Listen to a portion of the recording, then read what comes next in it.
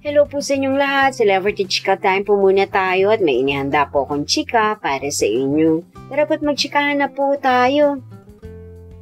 Asia's multimedia star na si Alden Richards, kaya pala successful businessman ay ito ang kanyang hilig.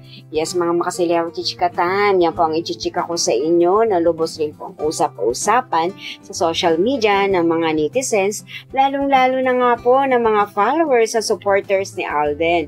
And of course, bago po tayo dumako riyan, ay nais ko po munang batiin mga team bahay, team abroad at mga seniors natin dyan. Shout out po sa inyong lahat at happy weekend po.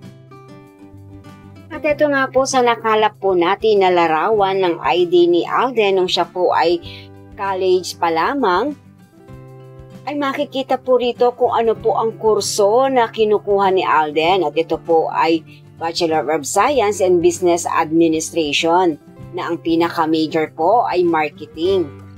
Kaya naman po pala kaliwat kanan ang businesses ni Alden at successful din po ang bawat business na kanyang pinapasok.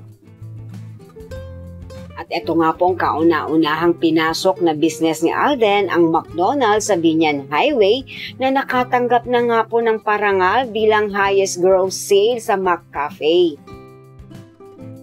At meron din pong Concha's Garden Cafe si Alden na isang restaurant din po na kung matatandaan po natin ay meron din po itong branch na nagsara nga lang mang po during pandemic at ngayon nga po ay namamayagpag pa rin po ang kanyang Concha's Garden sa Tagaytay.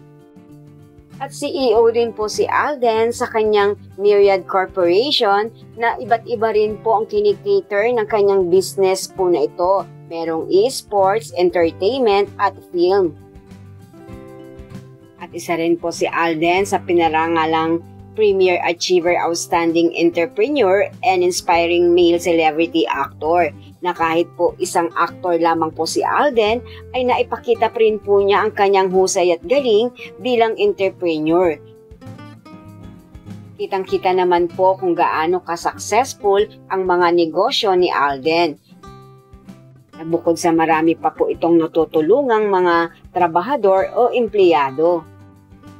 Yan po ang aking chika updates for today. Salamat po sa inyong panunood. Huwag po kalimutang mag-subscribe. Pwede po mag-comment sa ibaba. Basta't wag lamang po harsh o nakakasakit sa isa't isa. Salamat po muli. Spread love, not hate.